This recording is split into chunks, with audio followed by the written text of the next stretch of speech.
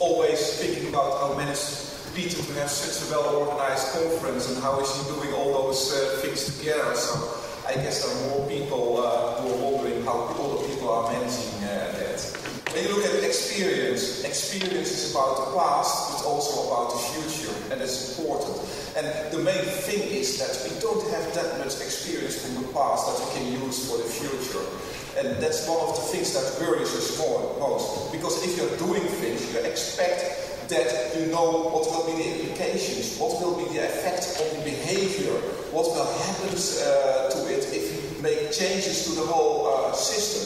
And when you look at the system, it scares me always when people use the term open, not because an open system or open government means that things are really changing and you can't predict what an open system is doing. And even on the long term, you don't know what the citizens will do, how people will react on that. And look at the smartphone. If you look 10 years ago, 50 years ago, we had no clue about how the smartphone would be used nowadays. That's so common that everybody would be sitting, looking at it every 5 minutes, changing the behavior in that way, always connected. If it's a bad or good thing, I will tell you, but we didn't have a clue about it.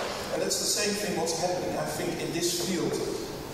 Our system is changing. We are opening things. You're coming with all kinds of nice examples, and we don't know what will happen. And that's why you need some kind of experience-based design to understand what's going on and to understand the impact of what you're doing on the behavior. And you can't view the long-term impact. You can only look at what's the short-term impact, and it will evolve to what we're doing. But it's very important to have some knowledge about the experience that's going on. What I want to do, I will give you some examples, of course from the Netherlands. I'm from the Netherlands with that, of nice designs and what happens to it. I want to give you some problems, overview of the problems, and I want to give you some guidelines to help you to master the design process. And I can't go into that forever, probably for whole days, but I will just do some cherry picking and give some overview of it. Well, this is important, very important what we're seeing over here. And we have a huge amount of information explosion, and people are monitored from everywhere. And you're monitoring yourself with your smartphones, and you know that about 1/5 of smartphones contain a virus or something like that. So others probably can listen also this without having to be connected because you have a virus on your smartphone. Please check it. They can use all the sensors on your smartphone, so they can also view, they can also listen at least, but there are several other sensors. They can find your location, maybe it's tracking down you the whole time when you're moving to this place. So our world is changing in that regard. We have more and more what we can measure and what kind of information we have. And that's a bit scary, because when you're thinking that 1/5 of the smartphones have a virus on it, and people can use it in different ways, then I'm thinking I'm a bit frightened about what we're doing. And it will become more and more what we're doing. And maybe it's not even the NSA, but it's other people who can listen with you and doing all kinds of things with that. And we have more and more information in that way. But we can do a lot of nice things with that. Let's go to the example of Amsterdam. City center here in the middle, the channels around with that. And this is a nice overview of the electricity and gas consumption in Amsterdam. Why it's so important to have an overview of the electricity and gas consumption. You know who is consuming what, who's consuming too much.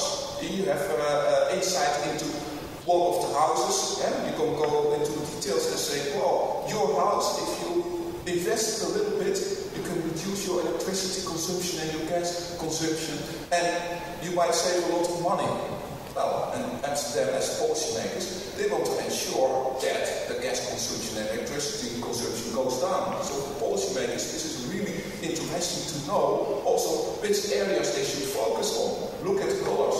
You have an indication which areas are consuming more. This is only the city center of Amsterdam, but you can do it for the whole city. You can zoom in and out, and you have exact. You know where to focus on to achieve your policy objective.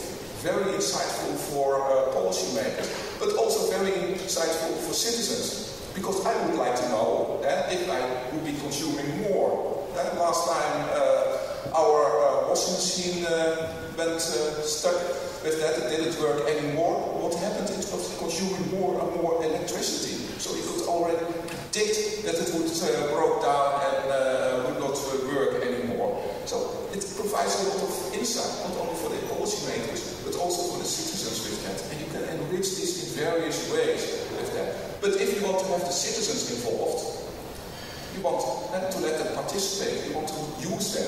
And if you would present it like this to them, they were looking at it and thinking, well, what are you doing? Are you hacking into my data? I don't want to share any of my data. It was quite complicated to find the data, because the data doesn't belong to the citizens, who are the users, doesn't belong to the energy companies, well, by the way, private companies in this case. So there was a whole struggle to get that data and get this insightful application in that. Building the application, quite easy. You can build this kind of applications within a couple of weeks and you're ready. Getting the data, quite complicated in that way. Let's look at another one, also energy related with that. Nice example, if you have a house, is your house suitable for solar cells? They know the roof, they know if there are trees, if there's some shadows on it, so they can predict what you can save in that way. So they can help you to make decisions. Very interesting for policymakers. Again, because policymakers want to ensure that the energy consumption will be shifted from fossil to solar cells. Also insightful for the users again, because you can save a lot of money. If you invest, you get your investment back in about 8 years in the Netherlands with the system right now. So it might be a huge opportunity for you. Very insightful for both sides. What's happening also with this information? Partly private information, partly public information that need to be combined. Again, the challenge was not to build this application. It's very easy applications. You can build it within 1 week, even with that. The challenge was how to get that data and make a good idea, and also know how it will be used. Again, when you use this screenshot, when you look at it, would you use it? Now people are wondering, what is it? How should I react? What are the buttons? What should I press with that? And experience-based design means also that you understand what the users want, that they know where to press, and make them really easy to gain the benefits in that way. I will show you some examples later how to grip on it. What we're doing a lot, and I'm from the University of Technology, we like to design things. Look forward to that, create a world, that's what we're doing, and the world consists of ICT and people. And people are unpredictable, the behavior is unpredictable. So first you have to clue those kinds of design science. You're looking at how can I materialize it, how should it look like with that. You have to take a little bit a look at the current situation, but also at the design situation. You want to balance that a little bit. You come with your designs, you want to try it out, prototype it a little bit, you want to evaluate it, and often that's the step that we forgot. We just design it, dump it on the internet and hope that there will come some users, but you really need to evaluate it. And the evaluation results in modifications with that. You go on with that. And partly it's a science, systematic process. On the other hand, there's a lot of creativity involved, because you have to come up with new ideas and to come up with the consequences in it. But partly you can systemize it. If you want to try it out, you can go to a small user group and ask them for feedback. What's happening? How are you using it in that way? But you have to have some clues in that. It's quite difficult. I know a lot of you are involved in design projects in one way or another, but you always want to use some theories, insights. There are many design theories, and a lot of people did it already before you, so don't try to do it over again. Everything is already available. Look at what can be help of that. Creativity, very important. How to stimulate creativity, often involved a lot of people. There's a variety and diversity of input always. How to manage that diversity of input. And often the trick is to invite a lot of stakeholders. But we also know what happens when you invite a lot of stakeholders in your design process. Somebody knows? No results, yeah. Failure. Too many stakeholders on the table, too many participation, everybody has another opinion, results often in failure. And it's typical project dynamics that are part of it, contrary to the belief of many people.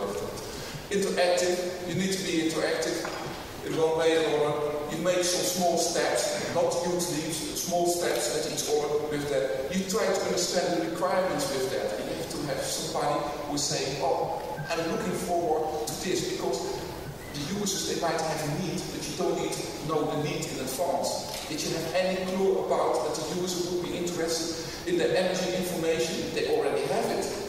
And they get every month or every quarter of a year, they get the energy information on. Why do we need to plot it on a map of Amsterdam? Well, because it's insightful, because you can compare it with the others, because you know if you're using more or less energy than the others, you know what kind of measure it is. You can go to your neighbors. How did you manage that? Did you isolate your house? What's your best practice? So you can share it. That's why we're needing it. So we do have the information, but it's also a matter of how are we going to share that information and how to collaborate with each other. And we have to understand the design. We have to gain commitment, because if you have a nice app and nobody is going to use it, it's completely no use. And it's a continuous cycle, and have that in mind, because each time you take a small step, you go to the next one, you go to the next one. I'm always surprised with those project proposals. I do it myself also. They ask me for nice work packages with that structured requirements, design, evaluation, dissemination, something like that, and the traditional waterfall way. But everybody knows that design is not working in that way, so I'm always surprised with that, but we're still writing it down. So let's take a look, why is it so hard to make those designs, and why do those projects so often fail? Well, one of the reasons is public servants, they often think that they know the citizens' needs.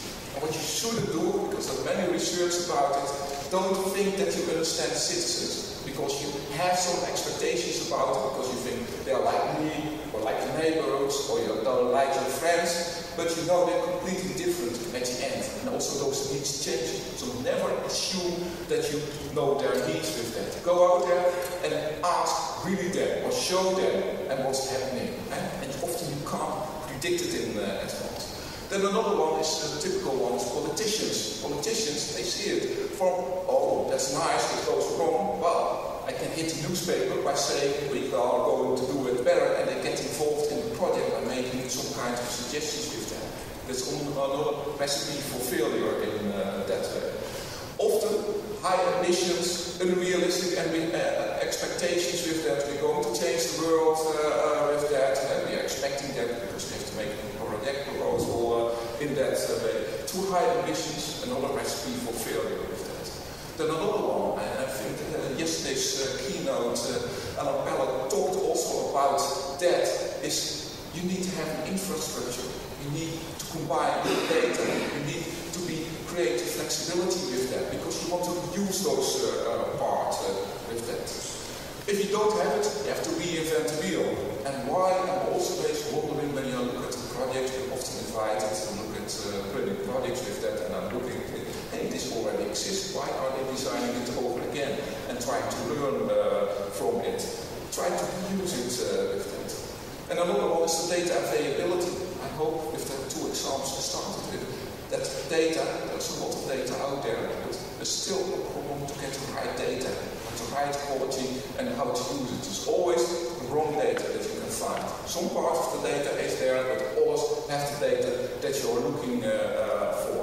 And again, I think yesterday Keynote was talking also about how to get those data, how to create a data market in the book you wrote. I think that's very important with that, because there's a lot of data out there, but we often can't use it with that. There are many more barriers, I won't talk about that with that, but what often results in those design projects, and you have to be aware of it, and it already is for decades the situation. If you have a design project with that, you copy each other requirements, and use the same requirements for your new project, you modify it a little bit. What happens when you copy your requirements? You design a system that, well, already partly exists, but that's not customized or not fit the needs of your citizens. That's the main drawback of that. So you need to have some other way of looking at it. Well, you might notice this is a typical example of the designing a project. We start enthusiastic with that.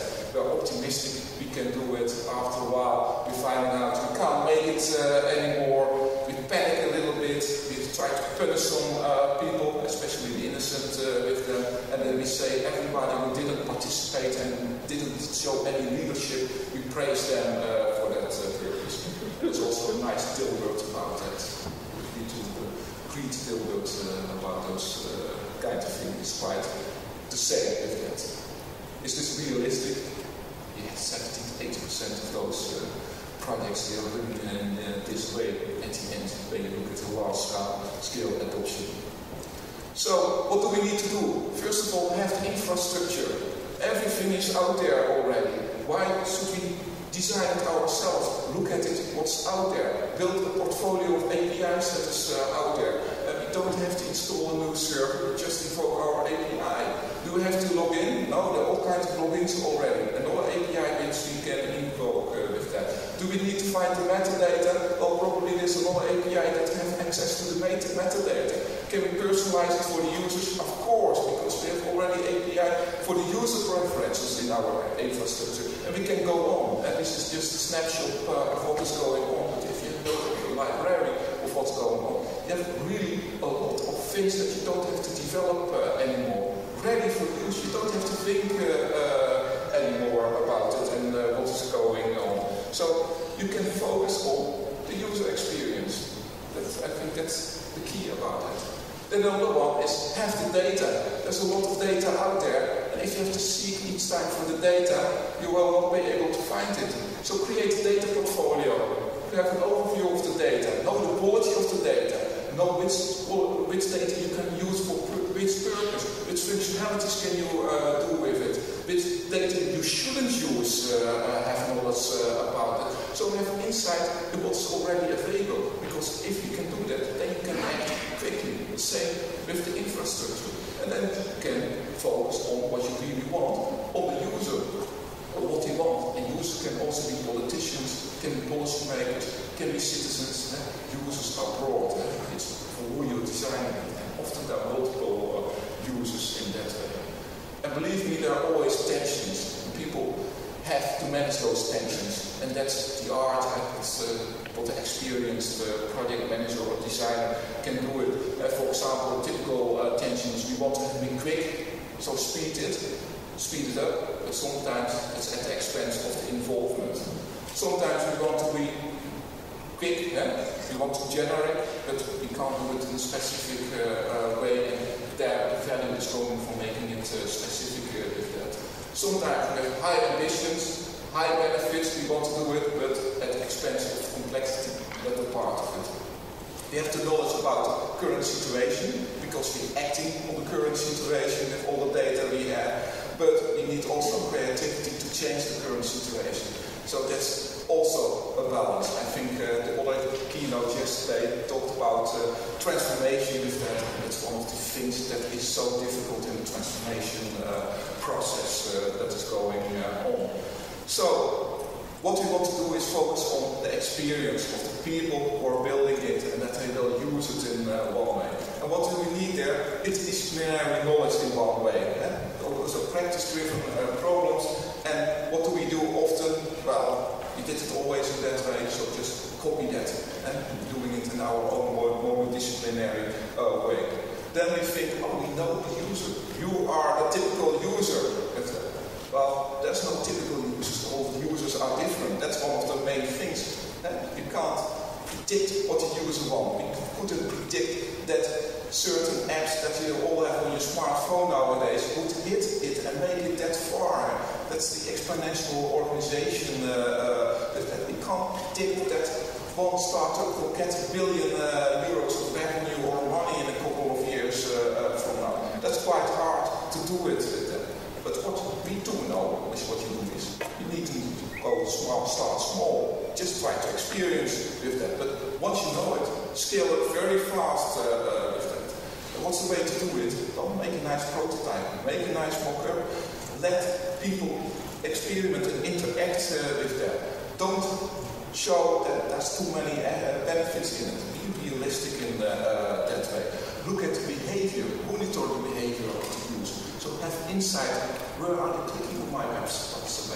What are they doing? What are they most interested in? And if you experience that, when you look at the internet, then all the people are coming from one area, and that actually happens, then you go to analyze. Why are so many people from that area involved in looking at their own situation and understanding ways to do it? Well, and then you discover that there's a company over there that is trying to stimulate the energy savings, make profit themselves, of course, but it's fair with that, and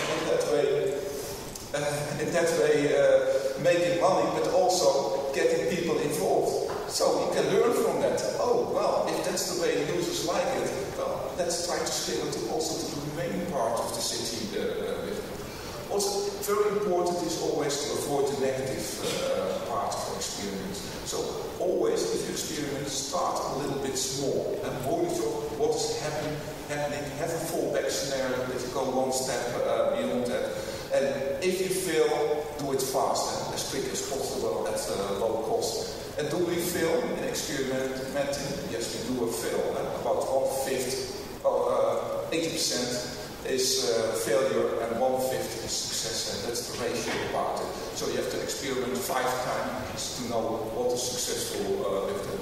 Let's take an example of this website. Here we modified the search function on the top with that. Make it available for a small target group. Look how they use the function with that. We evaluated their behavior. Were they really doing it? Were they entering the wrong information in that way? And it was a search functionality we are trying. Were they using certain keywords? Which keywords were they using? Did we want to guide them using the keyword selection and those kind of things? Well, we evaluated their behavior, and already in the first week we changed that process because we provided suggestions for them to improve their searching. Because what happens if they don't find it, you will lose them, and that's why you need to focus on small targets. Segment. If you will lose them, they won't come back anymore. So what you want is to start with a small group, also who likes it, and you probably know the people who like to experiment with that, make it available only to them, and check it based on the login, user profile, IP address, all the ways of doing that. Change that, look at the behavior, try to help them, and keep constantly evaluating it, and then improving with that, and then decide to release it to all, and if it's working, everybody can access to it, or not to change it back to the old situation, or start all again. Well, I know that Teresa will, in the next keynote, will talk about the users, and developers and designers have often a view on the users, and that they have a lot of time, the users. They have resources, capabilities to understand what's going on. They're interested in your project. You're often assumed with that. You expect that they are critical. They have knowledge about the requirements. That they have statistical expertise with that. They like to contribute to social value.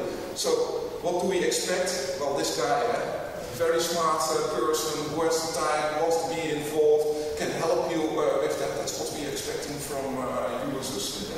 But reality, well, I look at all the citizens, and I don't think this room is representative in that way. We want to be involved in it. We have minimal time. We want to click 2 times, and thereafter we will get to another website. We want to have it easy to understand.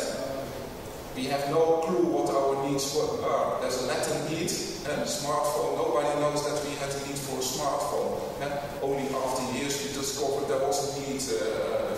Many examples of those kind of things. We have no clue that we have a need in that. We need to have various views are represented.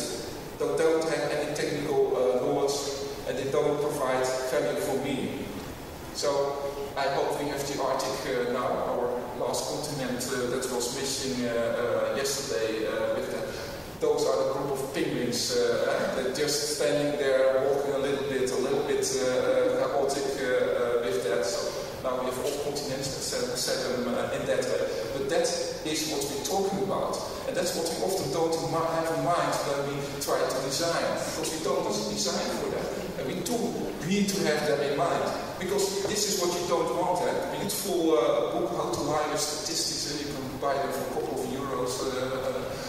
used book about that. This is from the Turkish with that. Well, this looks like an impressive change in this here, and here it looks like there's no change at all just with that. That's what's happening if you don't do it wrong, and that's what you don't want to happen in that way.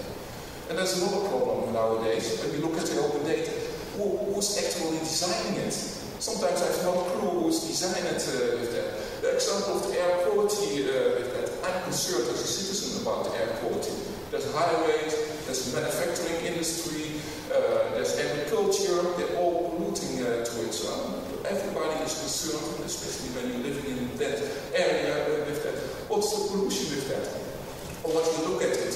Well, you have some estimations, simulations about what is going on, but are they correct? No, because they're extrapolations. They measure to a certain point and you expect, well, if the wind is blowing like this and there's so many cars, then this will be the level of pollution. Well, and maybe that was acceptable 10 years ago, but nowadays people are thinking, well, I don't trust that anymore. Do you know what? I measure myself, or I use my phone for that. If you click on the air and you make a picture, you can analyze it, the particles that are part of it, and you've already impression about the air pollution, but you also much more better measurement tools that you can buy for 30, 40 euros if you want to be sure with that. So citizens start measuring the air quality, especially when you're a bit reluctant with that. And you start to measure what's going on. And you can create such a map based on that. It's a map of the Netherlands with that. And you see here there's much more pollution than here and here. There's less and less pollution with that. And a lot of people were not expecting this picture. They expected for highways. You can see the highway, for example, here's a highway. There's a little bit more pollution, but you were not expecting that the southern part, this part, was much more pollution, although I wasn't expecting that. And also, some of the insights within cities also, that give insight that some of the streets were the most polluted streets where you wouldn't expect it. Delft is one of the most polluted streets, the top 10 street, and I wasn't expecting that. And I'm cycling every day in that street, so now I try to avoid it because I know it's polluted in that. But what's happening over? Who's designing the application? No clue. Who's leading it? No clue. What's the role of the government? Well, they can listen and then try to take measures with that because we're trying to influence the politics with that. We're trying to influence what measures will be taken about that. How to reduce the pollution in that way. That's what we're doing with those kind of things with that. So that complicates it even, and that's part of the open system. How do you want to deal with it? This is my concluding slide with that. Well, often a lot of those transformations comes from outside, and you're not expecting that. And it's changing because there are lots of opportunities to have those changes with that. If you just copy each other ideas, well, this is working in the US, well, let's try to do it in Austria. Well, there might be a huge risk of failure because the countries are different. You don't want to do it, but you have to think about it. Good idea, but you need to design it from, maybe not from scratch, but you can reuse the idea, but you have to customize it, and you have to know the people, the local situation, how you're going to do it. Then remember that not every person will be able to be involved with that, and there's no such thing as the user. So you have to think how will users react, and also if somebody else built the app, you can measure the use of the app, of course, and that's not a problem with that. Or you can go to a private company and ask as a policymaker for, please provide me the data because I'm interested as a policymaker. And then maybe the private company says, well, I'm not sure what you're doing. And then as a government you can say, yeah, but this is added value service for you. You provide even more insight for the people who are using it. So there can be a win-win situation in that way. And you don't have to design it, but you have to have knowledge about how it will be used, what's the behavior of the people in that city. I think what's important is put people central and not politicians. That's a risk that we put the politicians part of that. So try to keep them out with that because it's evolving with all kinds of new nice things that are going on.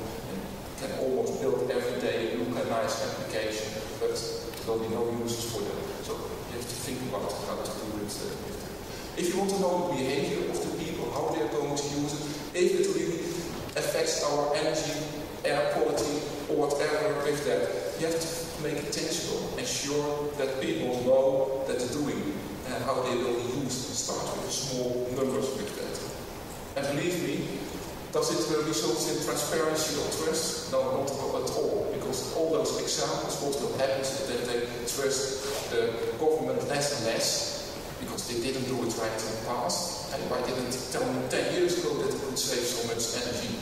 Why are they polluting my area without telling me? Does it bring transparency? No, not at all. Not at all. It brings a certain view on it. We can create 10 different views on it. And that's also the risk and how to write with the statistics. It's dependent how they're doing it that way. But you need to experience to know what kind of view the people want with that. So experience, and that means you have to design, you have to evaluate, you have to design again, you have to evaluate, and you want to have a continuous cycle with that. So I hope to give you some insights into the design type of thinking and how it can influence also our society, how the politicians think, how policymakers can benefit it, and also how citizens can use it. Because for sure, I'm very convinced that our society is changing and that more and more people, citizens, will be in the lead. Because if they don't trust the government, they will collect the data themselves, they will open it themselves, they will share it with the others, they make nice applications in that way. And they are going to take the lead instead of the government is taking the lead. And as governments, you have to be aware of that the situation is changing and you have to build upon that. And you don't make a mistake. As a government official, you don't have to design all those applications yourself.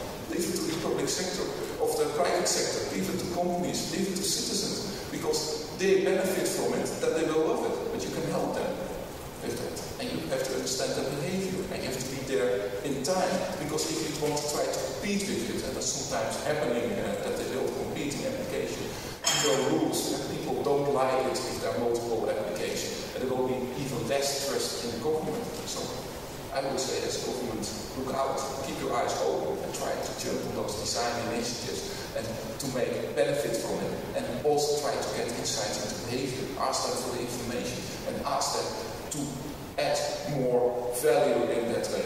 There are many more examples out there. If you are interested, please let me know. If you are interested in more theories behind it, please let me also know, because I'm also interested in that. So please feel free to contact me if there are any questions, and maybe we have time for some